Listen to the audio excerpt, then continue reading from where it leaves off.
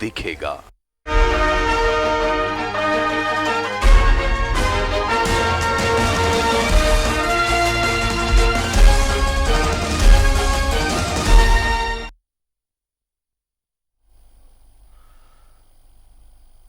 स्वागत है आपका न्यूजीलैंड भारत में। आपके साथ मैं हूं शारिफ इब्राहिम। आप देख रहे हैं अपना धनबाद।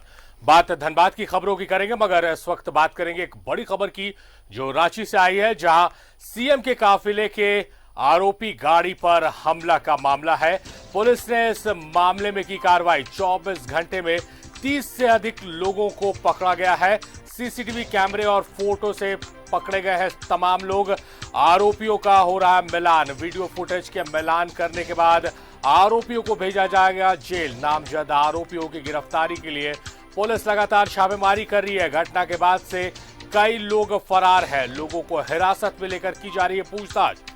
तो बताएं कि और मांझी में एक युवती की हत्या कर दी गई। इसके विरोध में कल सीएम के आरोपी यानी रोड ओपनिंग पार्टी जो गाड़ी होती है उसको लोगों ने घेर लिया था किशोरगंज चौक पर और काफी विरोध किया था। इसमें एक पुलिसकर्मी भी बुरी तरह से घायल हो गए थे, जिसके बाद से लगातार आरोपियों की गिरफ्तारी के लिए प्रयास किया जा रहा है। 30 से अधिक लोगों को हिरासत में लिया गया है।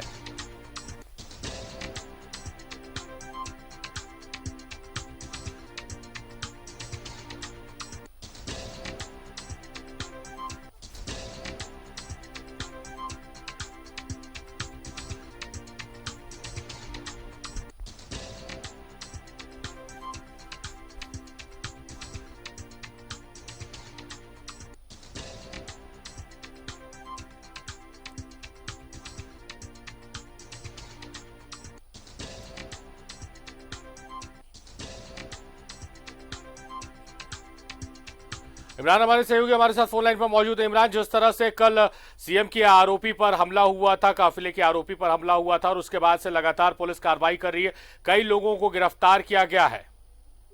देखिए, बिल्कुल इस पूरे मामले में रांची पुलिस ने कार्रवाई करते हुए तकरीबन 3 दर्जन से अधिक लोगों को पकड़ा है। उनसे कड़ी पूछताछ की जा रही है।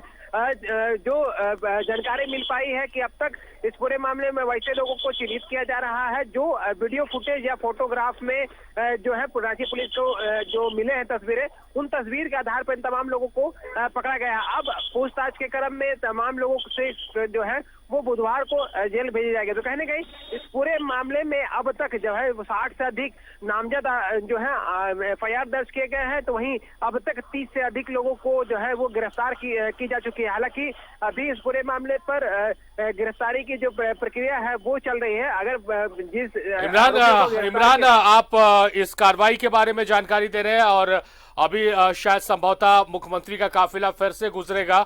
हम कोशिश करेंगे इमरान कि आपसे हम जुड़े लाइव के जरिए और तस्वीरें देखें कि आज जब काफिला गुजर रहा है तो किस तरह से पुलिस प्रशासन रेस है, सतर्क है, सावधान है, किस तरह से इंतजामात किए गए हैं।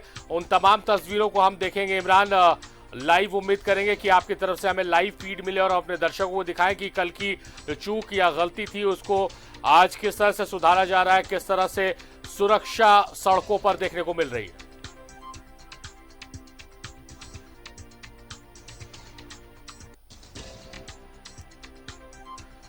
तो बताएं आपको इस वक्त की खबर।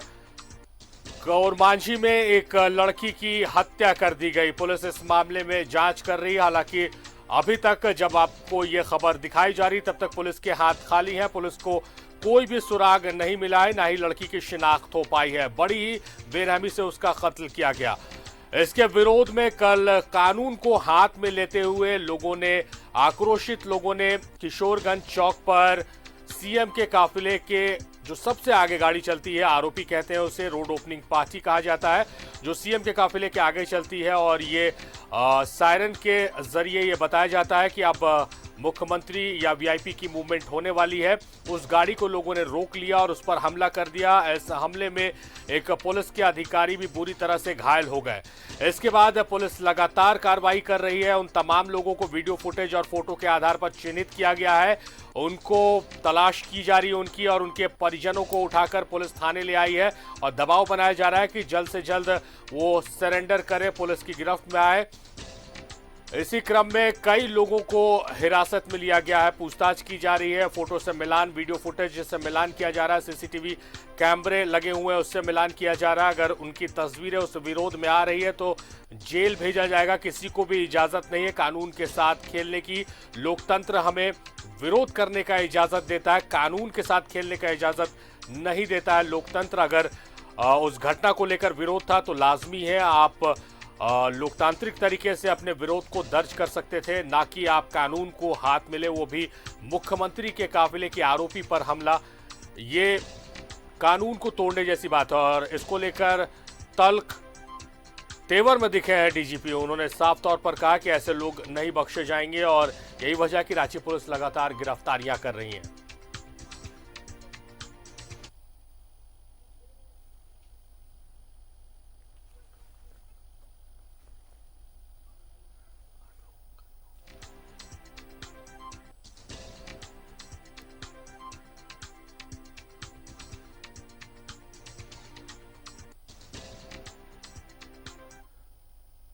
तो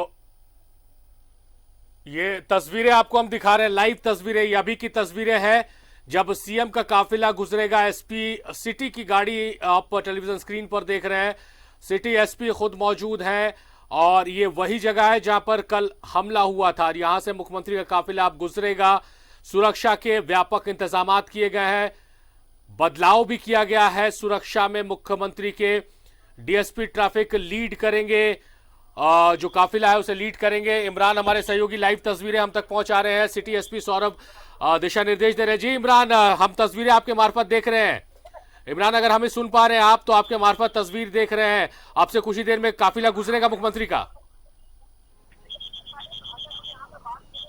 देखिए बिल्कुल सारिफ, अगर हम यहाँ पे बात करें कल के बाद आज की, तो सुरक्षा के कड़े इंतजाम किए गए हैं। हरमू रोड में सुबह से ही जो सुरक्षा बल यहाँ पे थे, ट्रैफिक सिपाही थे, वो लगातार पूरे व्यवस्था को संभाले हुए थे। पूरे हरमू रोड इलाके को, चूंकि वीवीआईपी रोड में से एक माना जाता है, ऐसे में सड़क को एक तरह से कहे तो छावनी में तब्दील किया गया था। अतिरिक्त सुरक्षा बलों की तैनाती की गई थी। सिर्फ हरमू ही रोड नहीं, रांची कैलवेटा का चौक और दूसरे जगहों पर। अभी आप देख सकते हैं कि पीछे में कल इसी तरह से कारकेट जब गुजर रहे थे तो इसी दौरान हंगामा हुई थी। आगे में खुद सुखदेव नगर थाना प्रभारी की गाड़ी है, उसके बाद जो कारकेट सीएम का वो काफिला जो है वो यहाँ से गुजर रहा है। तो कहीं ना कहीं सुरक्षा के कड़े इंतजाम के साथ आज यहाँ पे किशोरगंज चौक की अगर हम बात करें तो पूरे जो रांची पुलिस के तमाम अधिकारी हैं वो मॉनिटरिंग कर रहे थे। और मॉनिटरिंग होना भी लाजमी था, चूंकि इस पूरे घटना को लेकर के काफी बवाल हुआ था और काफी जो है ट्रैफिक के खुद गोंदा थाना प्रभारी वो भी गंभीर रूप से घायल हुए थे। और घायल होने के बाद उनको रांची के मेडिकल हॉस्पिटल में एडमिट कराया गया है। तो जो काफिला है, जो कारकेट है सीएम का, वो आप मेरे तस्वीरों के माध्यम से साफ तौर से देख सकते हैं कि किस तरह से तमाम गाड़ियों के साथ जा रहे हैं। कई अधिकारी जो हैं पहली रॉ में थे, अब जो काफिले जो सामने में है वो सीएम इसी काफिले में मौजूद रहेंगे। चूंकि थाना प्रभारी सहित कई थाने की जो पेट्रोलिंग पार्टी की थी, स्कॉट गाड़ी थी, ये सीएम की गाड़ी है। ये सीएम की गाड़ी आप देख सकते हैं कि जा रहे थे। तो पूरे तरीके से रांची के जो प्रोजेक्ट भवन से लेकर के किशोरगंज होते हुए रातू रोड चौक और फिर काके रोड स्थित आवास, तमाम जगहों पर सुरक्षा के कड़े इंतजाम किए गए हैं। ऐसा मानिए कि थोड़ी देर के लिए ट्रैफिक व्यवस्था जो है वो पूरी तरीके से थम गई है। और इस पूरे व्यवस्था को संभालने के लिए कुछ सिटी एसपी जो है लगातार मॉनिटरिंग कर रहे थे। और मॉनिटरिंग लगातार कई राउंड जो है इस पूरे इलाके में गश्ती भी की जा रही थी। तो सारिफ, पूरी तरीके से आज का ये जो दिन था वो मुस्तैदी आपको साफ तौर से देखने को मिल रही थी। बाइक दस्ता अलग से लगाया गया था। बाइक दस्ते की जो टीम थी वो इस पूरे मामले में सुरक्षा में तैनात थे। तो जो बातें सुबह में कही जा रही थी कि जो सीएम की सुरक्षा व्यवस्था है उसमें कड़ाई आपको साफ तौर से देखने को मिलेगा। कुछ दिखने के लिए कोई आज यहाँ पे उसी अंदाज में देखने को भी मिला है कि सीएम के सुरक्षा व्यवस्था में बड़ी संख्या में पुलिस बलों की तैनाती की गई थी। और अब जो सीएम आवास के जो किशोरगंज से जो कारकेट निकला है वो सीएम आवास तक पहुंच गई है। जी सही तौर पर इमरान, हालांकि ये तस्वीरें दिखाते अच्छा नहीं लग रहा है क्योंकि एक किसी भी राज्य के मुख्यमंत्री को वहां की जनता से खतरा नहीं होना चाहिए। जनता को कानून हाथ में नहीं लेना चाहिए। इस तरह से सीएम के काफिले पर, आरोपी पर हमला कर कानून को नहीं तोड़ना चाहिए और जनता से इस तरह से सुरक्षा किसी सीएम को नहीं लेना चाहिए, क्योंकि जिस तरह से लोगों ने कल कानून अपने हाथ में लिया है, सीएम काफी महत्वपूर्ण है, हर एक शख्स महत्वपूर्ण है राज्य का, तो ऐसे में उनकी सुरक्षा के लिए जो इंतजामात किए गए हैं वो मुकम्मल नजर आ रहे हैं। हम चाहेंगे कि मुख्यमंत्री सुरक्षित रहे और जिस घटना को लेकर आक्रोश है लोगों में, उस घटना का खुलासा जल्द रांची पुलिस करे और तमाम वैसे लोगों को चिन्हित करे जिन्होंने मुख्यमंत्री के काफिले की आरोपी गाड़ी पर हमला किया है। बहुत बहुत शुक्रिया इमरान, आप लगातार हमारे साथ बने रहे। आपने तस्वीरें दिखाई कि आज किस तरह से सुरक्षा के बीच मुख्यमंत्री का काफिला गुजरा है, ठीक उसी जगह से जहां से कल मुख्यमंत्री का काफिला जब गुजरने वाला था तो आरोपी गाड़ी पर हमला कर दिया गया।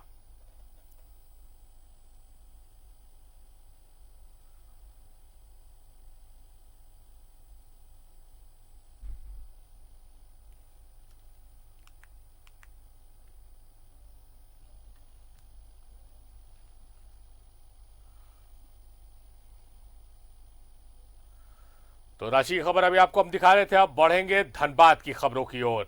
कोरोना वैक्सीन को लेकर ड्राई रन की तैयारी धनबाद जिले में की जा रही है। आगामी 8 जनवरी को सदर अस्पताल और टुंडी या तोपचाची में ड्राई रन किया जाएगा।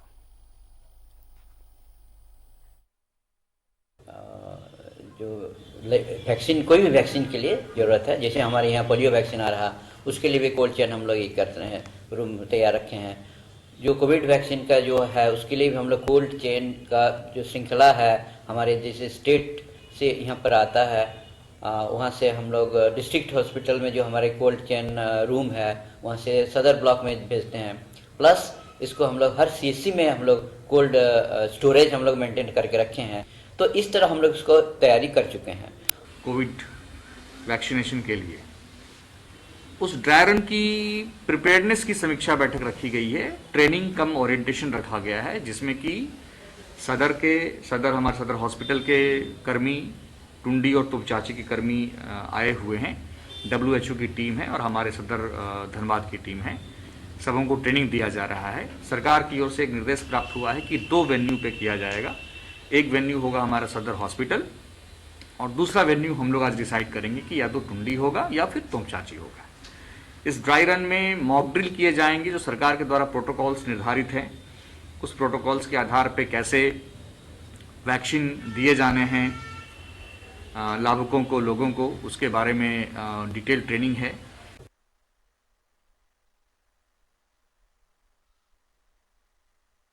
8 तारीख को ये ड्राई रन होगा सदर अस्पताल और दूसरा टुंडी या तोपचाची में जगह चिन्हित की गई है, वहां पर ड्राई रन चलाया जाएगा। धनबाद की यह खबर है। 8 जनवरी। अरुण हमारे सहयोगी हमारे साथ लाइव जुड़े हुए हैं ज्यादा जानकारी के साथ। अरुण, जिस तरह से ड्राई रन 8 जनवरी को किया जाएगा और एक तो सदर अस्पताल है जिस तरह से डीसी को हमने सुना है और दूसरी जगह चिन्हित की जा रही है, तो किस तरह की तैयारी आप देख पा रहे हैं इस ड्राई रन को लेकर? देखिए, सारे जिला प्रशासन कोरोना को लेकर अब यहाँ भी अब वैक्सीनेशन की तैयारी में लग गई है और इसके तहत पहले ड्राई रन का किया जाएगा, जिसमें स्वास्थ्य कर्मियों को पूरी मॉनिटरिंग के साथ उनको कोरोना का वैक्सीन दिया जाएगा। और इसमें जिले में जिस तरह की अब तक जो पता चली है, अभी जो 3 जगह पर है, धनबाद शहरी क्षेत्र में एक सदर अस्पताल में और 2 ग्रामीण इलाकों में, एक तोपचाची और टुंडी, और एक और कहीं सेंटर अभी तय नहीं कर पा रही है जिला प्रशासन कहाँ 2 जगह कहाँ करना है। तो 3 जगह, कुल 3 जगह ड्राई रन का किया जाएगा, जिसमें स्वास्थ्य कर्मियों को पूरी जो गाइडलाइन है, जो केंद्रीय स्वास्थ्य मंत्रालय से जो जिस तरह का गाइडलाइन आया है कि किस तरह उनको वैक्सीनेशन दिया जाना है और उसके बाद 30 मिनट तक उनकी मॉनिटरिंग करने की जानी है, ताकि किसी तरह का साइड इफेक्ट तो नहीं हो पा रहा है इससे। और किस तरह वैक्सीन देने वालों को भी कैसे वैक्सीन देना है उसका भी प्रशिक्षण देने का काम आज किया गया उपायुक्त की देखरेख में ही। और पूरे स्वास्थ्य कर्मियों के साथ इसका आज जो कहें तो एक तरह से निर्देशित किया गया, जो कैसे आप इस तरह को इसको अंजाम दे पाएंगे। इसमें पूरे कोल्ड चेन को जो वैक्सीन हालांकि आ चुकी है और 8 जो डीप फ्रीजर है वो रांची से यहाँ धनबाद पहुँच चुकी है, जिसको अलग अलग जगहों पर रख दिया गया है और उसमें वैक्सीन रहेंगे। और पहले तो ये स्वास्थ्य कर्मी जो फ्रंट लाइन कोरोना वॉरियर हैं उनको इस तरह का वैक्सीनेशन किया जाएगा, उन्हें 30 मिनट रखा जाएगा, बेड उसके लिए रहेगी सुरक्षित। और अगर किसी तरह का साइड इफेक्ट हुआ तो 2 अस्पतालों में भी 10-10 बेड का स्पेशल रखा गया है, रिजर्व बेड रखा गया है, जो सिर्फ वैक्सीन के बाद अगर किसी तरह कोई साइड इफेक्ट होता है तो उसके मरीजों को रखा जाएगा। तो पूरी तरह से जिला प्रशासन तैयार है सारिफ, और देखा इसको एक तरह से कहें तो वो आज जिस तरह का डीसी ने बताया कि वो इसे सफल बनाने में पूरी तरह एकदम एकजुट हो चुके हैं पूरे स्वास्थ्य विभाग के साथ जिला प्रशासन, क्योंकि अब आने वाली कुछ ही दिनों में या कहें तो 10-15 दिनों बाद सभी लोगों को अब इसमें जो लिस्टिंग होगी उसके आधार पर लोगों को भी इसका वैक्सीन देना है। तो उसके पहले जो ट्रायल हो रहा है उसी के तहत ये तैयारी की जा रही है। जी अरुण, ये तो तैयारियां मुकम्मल नजर आ रही हैं जो जिला प्रशासन और स्वास्थ्य विभाग की तरफ से की गई। आम जनता के बीच किस तरह की चर्चा है, क्योंकि बहुत सारे मिसकंसेप्शंस भी हैं वैक्सीन को लेकर, तो आम जनता के बीच किस तरह की चर्चा है और उनको किस तरह से जागरूक या उन तक किस तरह से संदेश प्रशासन की तरफ से पहुंचाया जा रहा है? देखिए सारिफ, अभी जिला प्रशासन पहले इस ड्राई रन को ही मॉनिटरिंग करने में लगा हुआ है, क्योंकि ये इस बात का कहा जा रहा है कि ये वैक्सीन पूरी तरह से सेफ है। और इसमें सबसे बड़ी बात है जो अपने हिंदुस्तान में ही इसको डेवलप किया गया है, इसको तैयार किया गया है, तो बहुत ही कम त्रुटियां होने की संभावना है। फिर भी इसको लेकर विशेष एहतियात बरता जा रहा है जिला प्रशासन के द्वारा, और ये जो ड्राई रन कंप्लीट हो जाएगा उसके बाद इसका जोर शोर से प्रचार प्रसार करके लोगों तक इस बात की संदेश पहुंचाने जाएगी कि इसके बचाव के लिए जो वैक्सीन कितना सुरक्षित है। तो जिला प्रशासन फिलहाल ड्राई रन को सफल बनाने में लगा हुआ है, और इसकी सफलता के बाद ही फिर आगे के वो फर्दर इस पे एक्शन लेगा। चलिए अरुण, जिला प्रशासन स्वास्थ्य विभाग पूरी तरह से तैयार है, अब सहयोग की आवश्यकता है। हालांकि जो नतीजे आ रहे हैं सफलतापूर्वक हुआ था, जो फर्स्ट फेज का हुआ था, ड्राई रन चलाया गया था, सफलतापूर्वक संपन्न हुआ। धनबाद में भी वही देखने को मिलेगा। बहुत बहुत शुक्रिया अरुण तमाम बातचीत तमाम जानकारियों के लिए। तो खबरों में आगे बढ़ेंगे, मगर यहां पर रुक रहे एक छोटे से ब्रेक के लिए।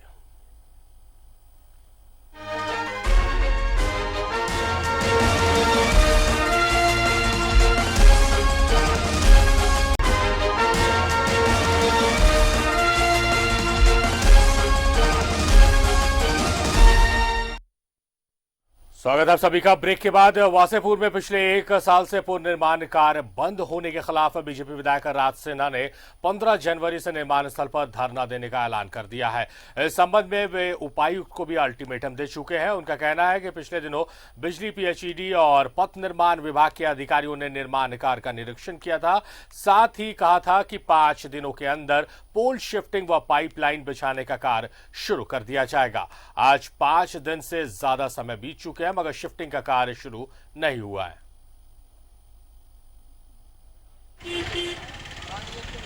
कुंदन हमारे सहयोगी हमारे साथ फोन लाइन पर मौजूद है। कुंदन, जिस तरह से राज सिन्हा ने पुल निर्माण स्थल पर ही धरना देने की बात की है, मामला काफी गंभीर लग रहा है क्योंकि बहुत लंबे समय से इंतजार है। विधायक राज सिन्हा उस पुल पे गए थे, ब्रिज पे गए थे, और उन्होंने तीनों अधिकारी, बिजली विभाग, पीडब्ल्यूडी और पीएचडी, तीनों अधिकारी, तीनों इंजीनियर से कहा था कि आप कितने दिनों में काम स्टार्ट करोगे। उन्होंने आश्वासन दिया था कि 5 दिन में, विधायक जी 5 दिन में काम चालू हो जाएगी, लेकिन आज 5 तारीख हो गए, पूरे 10 दिन बीत गए और अभी तक वहां पे कोई काम नहीं, कार्य नहीं हुआ। वहां से पोल हटाना था वो नहीं हटा, पाइपलाइन हटानी थी वो नहीं हटी।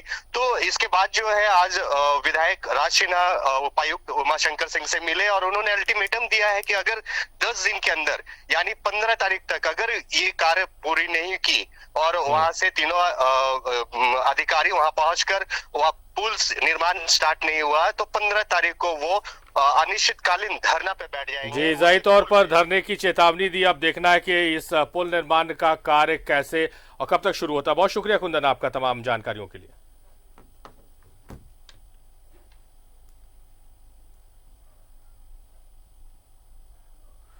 खबर झरिया से है, जहां एक ही परिवार के 3 भाइयों समेत 5 युवाओं ने पटना एम्स में स्वदेशी वैक्सीन ट्रायल में हिस्सा लेकर मिसाल कायम की है। झरिया के बख्ताडिया एना कॉलोनी में के नजदीक रहने वाले युवक वैक्सीन ट्रायल के लिए दिए अपने योगदान को देश सेवा में कार्य बता रहे हैं। इन्होंने कहा है कि वैक्सीन लिए 6 दिन हो गए, लेकिन अभी तक कोई साइड इफेक्ट नहीं आया है।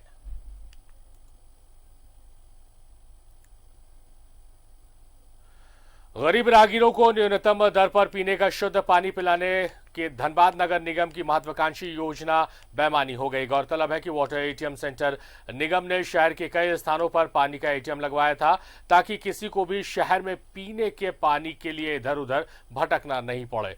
यह योजना पूरे तामझाम के साथ शुरू तो हुई मगर कुछ ही महीने बाद इसकी धज्जियां उड़ गई। शहर का मुख्य चौक रंगाटाड़ हो या फिर शहीद निर्मल महतो मेडिकल अस्पताल के समीप का इलाका, हर जगह एक जैसे ही हालात हैं।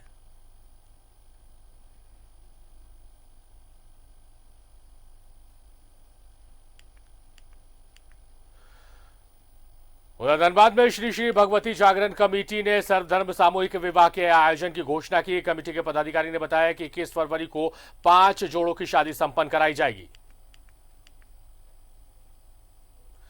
धनबाद में इन दिनों वाहन चोरी की घटनाएं एक के बाद एक बढ़ती जा रही हैं। ताजा मामला गोविंदपुर के टुंडी का है, जहां सड़क पर खड़ी ऑल्टो कार को अपराधियों ने शातिराना तरीके से चुरा लिया और फरार हो गए। हालांकि चोरी की ये पूरी वारदात सीसीटीवी कैमरे में कैद हो गई है। पुलिस उसका आधार पर अपराधियों की तलाश कर रही है।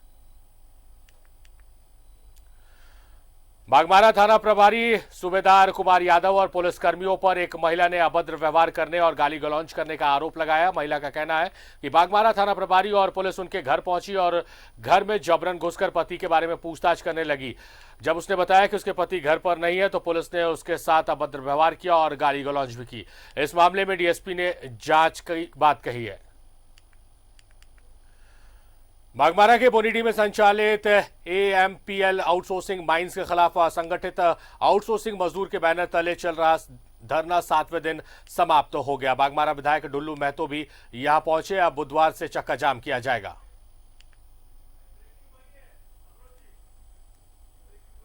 निरसा के एसीएल मुगमा गेस्ट हाउस में बीजेपी और एसीएल के साथ वार्ता हुई। बैठक में सांसद पीएन सिंह, विधायक अपर्णा सेन गुप्ता मौजूद रहे। बैठक में विधायक ने आरोप लगाया कि उनकी मांगों पर जीएम ध्यान नहीं देते हैं। इधर सांसद ने कहा है कि 15 दिनों के अंदर मिल बैठकर हल निकाल लें।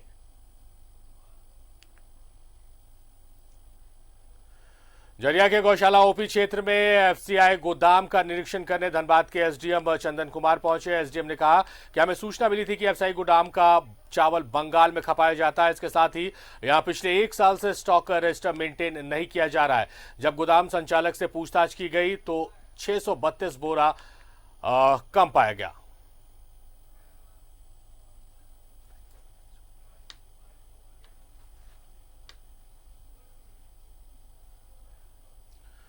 तो मेरे साथ फिलहाल इस बुलेटिन में इतना ही। देखते रहिए न्यूजीलैंड भारत।